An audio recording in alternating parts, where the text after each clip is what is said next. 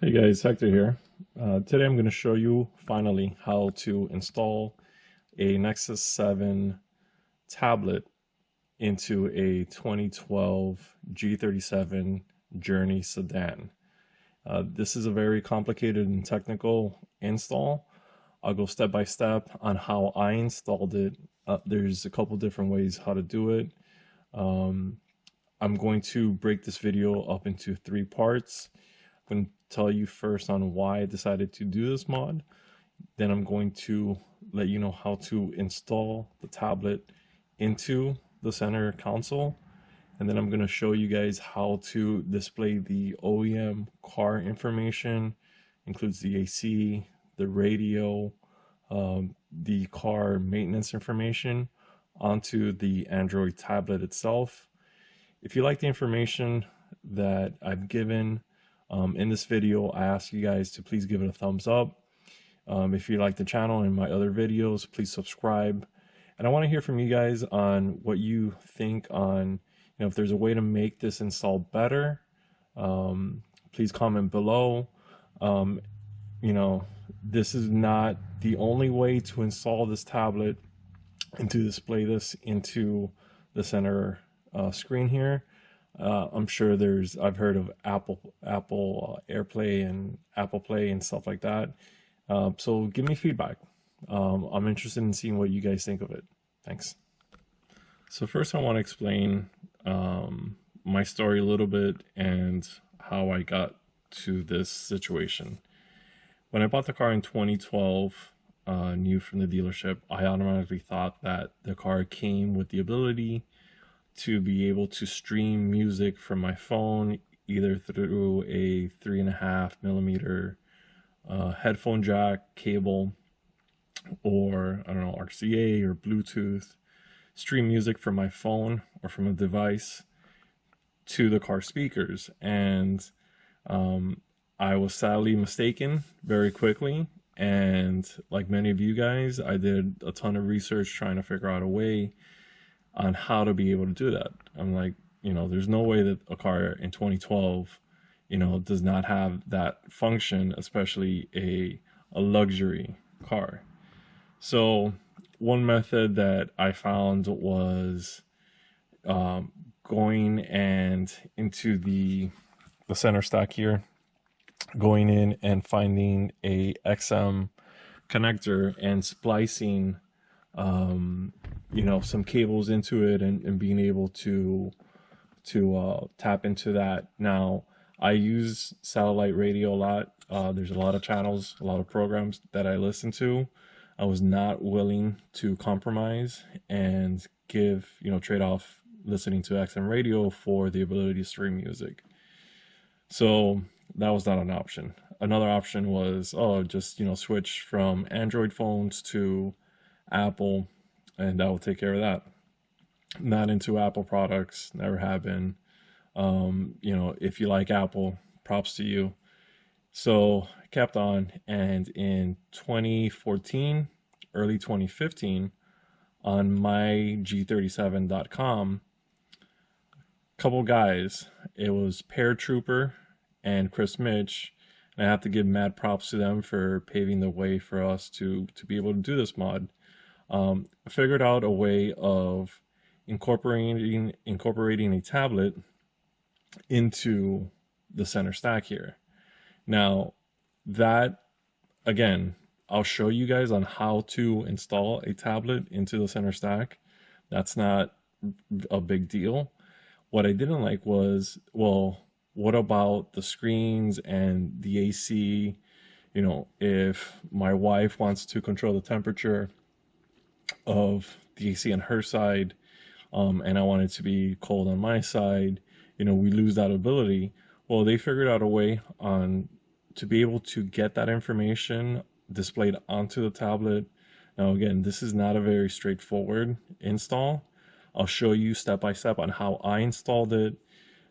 This is not going to be the same if you have navigation, or my car has the Bose system.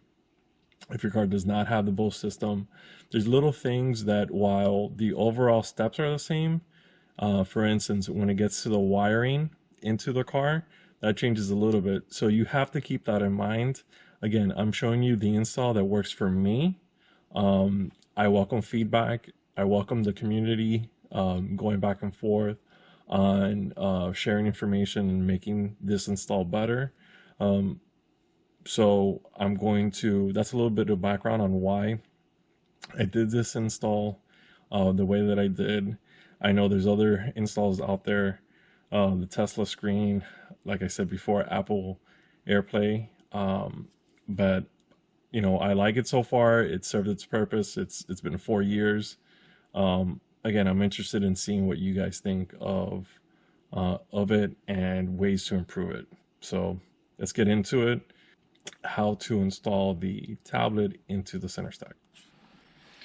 So how do you get this screen out of there?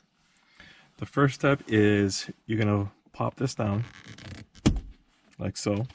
You're gonna remove this clip in order to pop out the shift knob.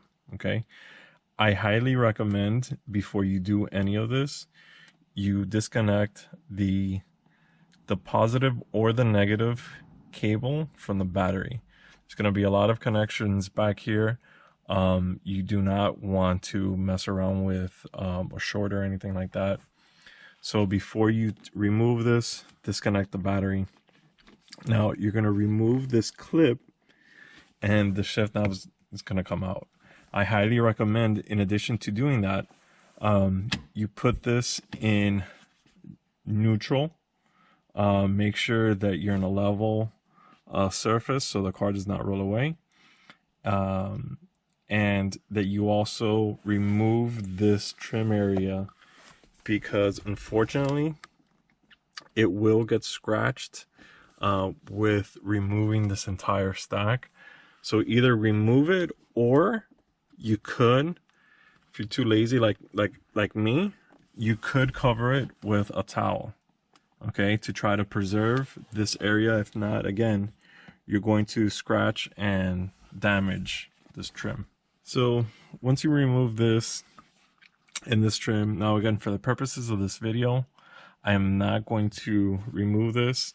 Now you do have to remove this trim. You have to remove this, and obviously you're gonna have to remove this. So you're gonna get a little pick and gently pull like so the trim. There's typically a screw here and a screw here. As you can see, I've lost my screws, no pun intended. So I'm just going to cut the zip ties and be able to gain access. Now once you removed these screws, this is going to slide out like so. Okay, expose these wires, and again, this is why you want to cover this, because if you just have this dangling here, you're going to scratch up your trim. Now there's all these wires. We don't care too much about them right now. You're going to want to disconnect. There's a screw here and there's a screw here. You're going to want to remove those in order to gain access to the trim here. So again, I don't have my screws, so you're going to pull it out like so. Now this area is going to be a little different because obviously my screen is already removed. Now this is what it looks like. Let me adjust the light a little bit. This is what it looks like. I'll try to share a picture of what this looks like before this install for you guys to see.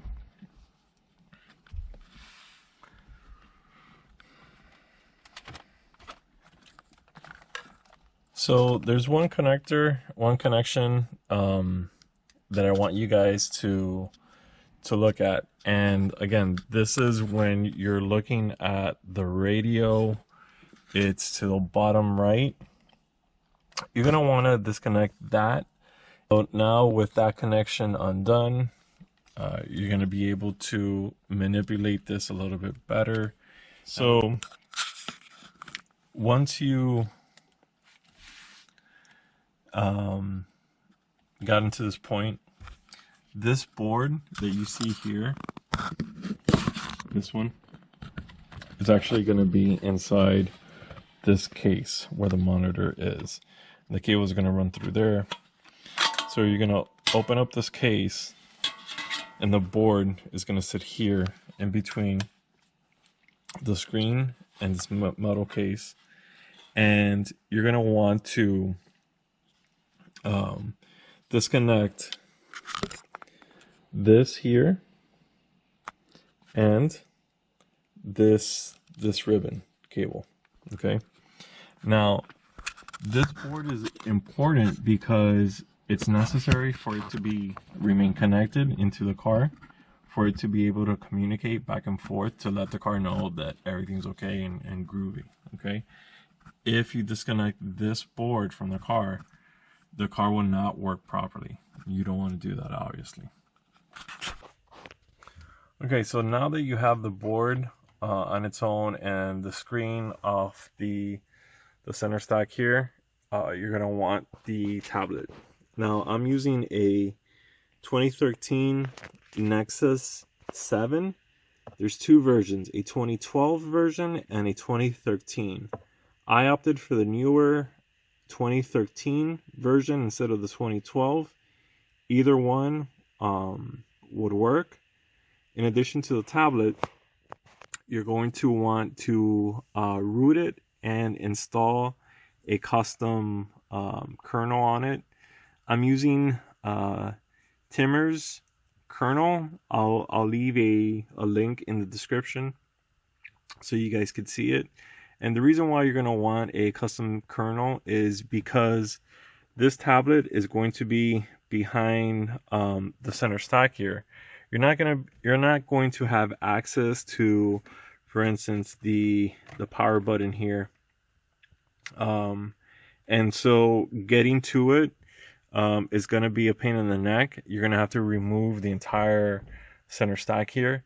And so the kernel allows you to do certain things. For instance, when the ignition power is off, when the car is turned off, the tablet will go into a deep sleep.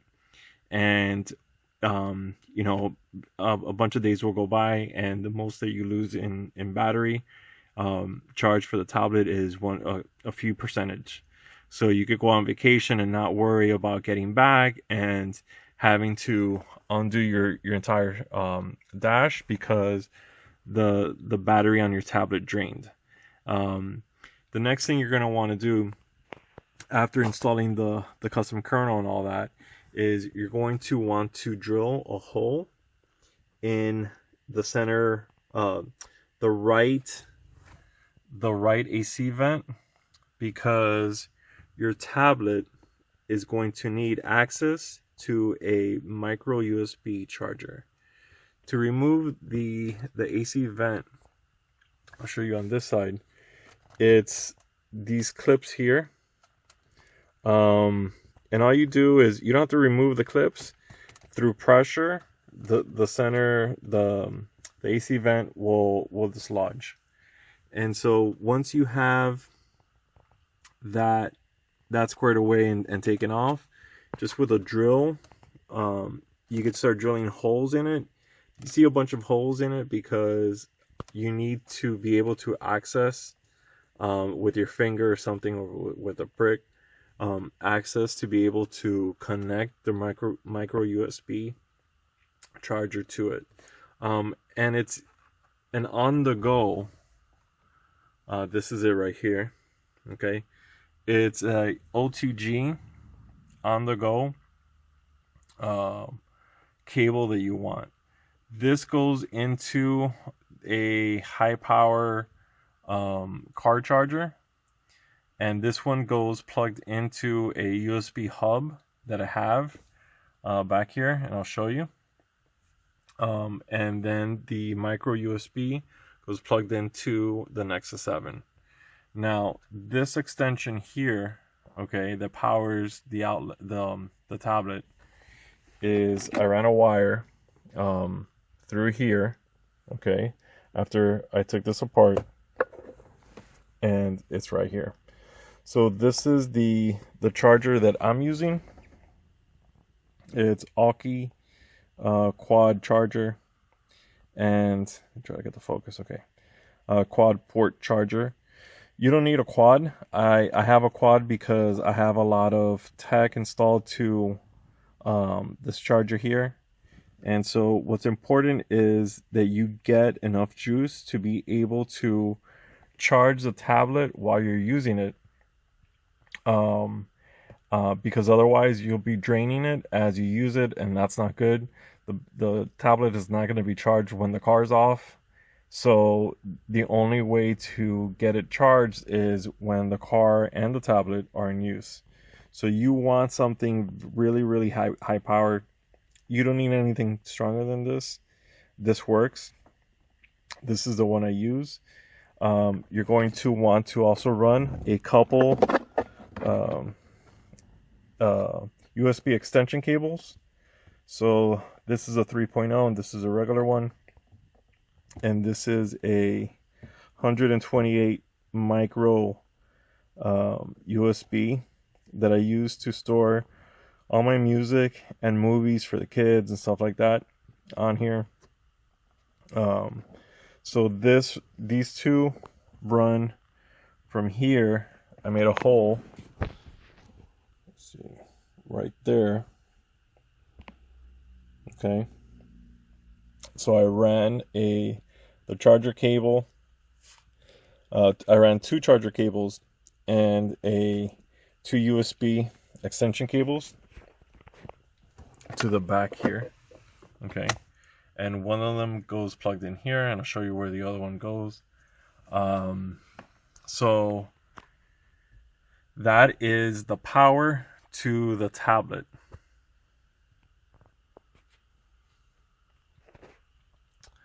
So you're going to want to secure your tablet. I've seen people use rubber bands on here. I'm using a combination of zip ties. Not the sexiest thing, but you know, no one's going to see this install but you guys, so please don't tell anyone. And some wires. And basically, you're gonna have to play around with it to make sure that the display screen on the tablet is viewable when you have the tablet installed and the car going. So it might be, you know, you might find that this edge is cut off or this edge. So that's why don't finalize and don't tighten it too much, because you might need to make adjustments to it once you have it. So I recommend securing the tablet first outside off the car, so just like this. And that's why it's important to be able to have enough room here to install the micro USB after the tablet is on and the AC vent. So that's why you see such a big hole. Honestly, when the AC is blasting and going, you don't feel a difference. It doesn't impede in any way, shape, or form the airflow, as you can see. It's minimal. So you just have to be comfortable drilling a hole into that air vent. So on the on-the-go cable on the USB part, okay, here is the 4-port USB hub. Okay, so again, just to recap, you plug in the micro USB charger part of the on-the-go cable into the Nexus tablet. You connect the other end into this charger cable that comes from the USB car charger in here. Okay, and you connect the USB A part of it into a four port USB hub. These two cables are the USB extension cables that are, again, in here, that blue one and this black one with 128 gigs of music and video into this hub. And if you want to play sounds from your tablet, I think all of us want to, right? Onto the car, that is, I have a 3.5 headphone jack right there. Okay, now that's running along there. There it goes. And I tapped into the FM antenna of the car, and in here I have right there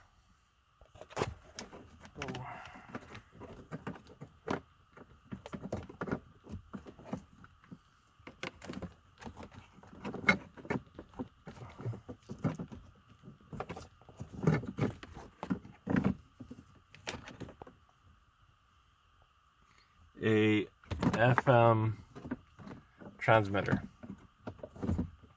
Okay, so why an FM transmitter? So you could run the sound, like I said earlier, to the XM radio hack in the center. I decided not to, again, because I use the XM radio. So what I did is I tapped into the FM signal of the car using this device. It's an iSimple IS31. So I have a 3.5 millimeter extension running to this here. Okay, it's a 3.5 millimeter to RCA cable output, and this goes plugged into that.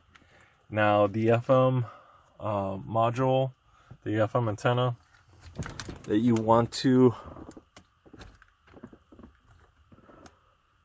tap into is behind here.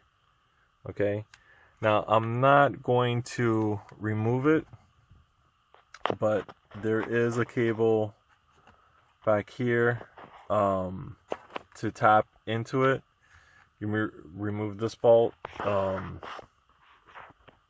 So I'll show another video later on how to do it. For this install, it's not necessary. Again, that's how I did it. You know, different strokes for different folks. So this is where I'm going to conclude this part of the video, where you'll have functionality of a tablet into where the OEM screen is, but you will not have the OEM screen displayed on this tablet. What I'm going to do is I'm going to make another YouTube video, part 2 if you will, on if you want to have the OEM screen displayed on the tablet, because we're going to have to tap into all these cables coming out of this board in order to accomplish that. So if you like this video, please give it a thumbs up, comment below, let me know what you guys think on this install. If anything, watch the second part of the video, provide feedback there. I appreciate all the love and support. Peace.